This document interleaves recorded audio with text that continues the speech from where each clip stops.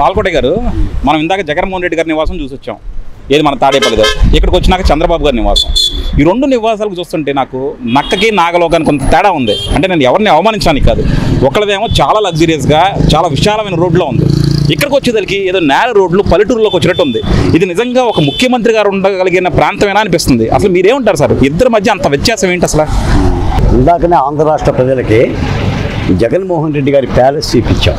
అంటే ఒక నవాబుల ప్యాలెస్ లాగా దాదాపు 40 అడుగుల రోడ్డు, బారికేట్లు, రాజపుత్రిక స్తూపాలు, దాని అందమంతా చూపించాం. ఈ రోజున ఆంధ్రప్రదేశ్ ముఖ్యమంత్రి నారా చంద్రబాబు నాయుడు గారి నివాసం ఉండే కరకట్ట ప్రాంతం ఇది కృష్ణానది, ఇది కరకట్ట. ఈ కరకట్ట ఒడ్డున ఆంధ్రప్రదేశ్ ముఖ్యమంత్రి చంద్రబాబు నాయుడు గారు ఉండే నివాస ప్రాంతం. ఇది నివాస ప్రాంతం. ఇలా బారుగా వెళ్ళిపోతే చంద్రబాబు నాయుడు గారి ఇల్లు వస్తుంది. మీరేం కంగారు పడమాకండి, ఏం కాదు. ఇంకోండి చంద్రబాబు నాయుడు గారి నివాసం, అక్కడ పోలీసుల కాపలా. ఇది ఒక సాదాసేలాగా ఒక ముఖ్యమంత్రి ఉండే ఒక నివాస ప్రాంతం. ఇది కూడా చంద్రబాబు నాయుడు గారి యొక్క స్వస్థలం కాదు. జగన్మోహన్ రెడ్డి గారు చెప్పినట్టుగానే ఆయన అడ్డుకుంటున్నాడో లేదంటే ఆయన శ్రేయోభిలాషులు ఇచ్చారో దానిలో ఉండి ఇక్కడి నుంచే పరిపాలన చేస్తున్నారు. దీని పక్కనే ప్రజావేదిక ఉంది.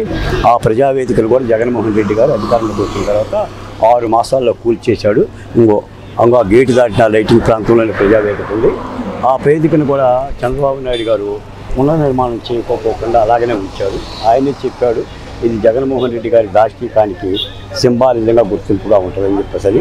కాబట్టి ఆంధ్రప్రదేశ్ ముఖ్యమంత్రి చాలా నిరాడంబరంగా ఒక సాధారణమైన పరిపాలకుడిలాగా కొంతమందిని పెట్టుకొని జస్ట్ ఈ రోడ్డు కూడా 18 అడుగులు కూడా ఉండదు, ఒక చిన్న రోడ్డు పెట్టుకొని కరకట్ట ప్రాంతంలో అద్దెకి ఇక్కడే ఉంటూ రాజధాని అమరావతి గురించి కానీ లేదంటే పోలవరం గురించి కానీ పరిపాలన విధానం గురించి కానీ చేస్తుంది. అంటే జగన్మోహన్ రెడ్డి గారి యొక్క నివాసానికి చంద్రబాబు నాయుడు గారు ఉండే నివాసానికి కూడా వ్యత్యాసం.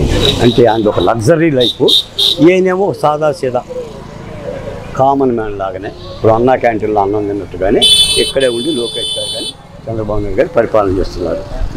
ఈ వ్యత్యాసాన్ని కూడా రాష్ట్ర ప్రజలు గమనించాల్సిందిగా కోరుతున్నాను.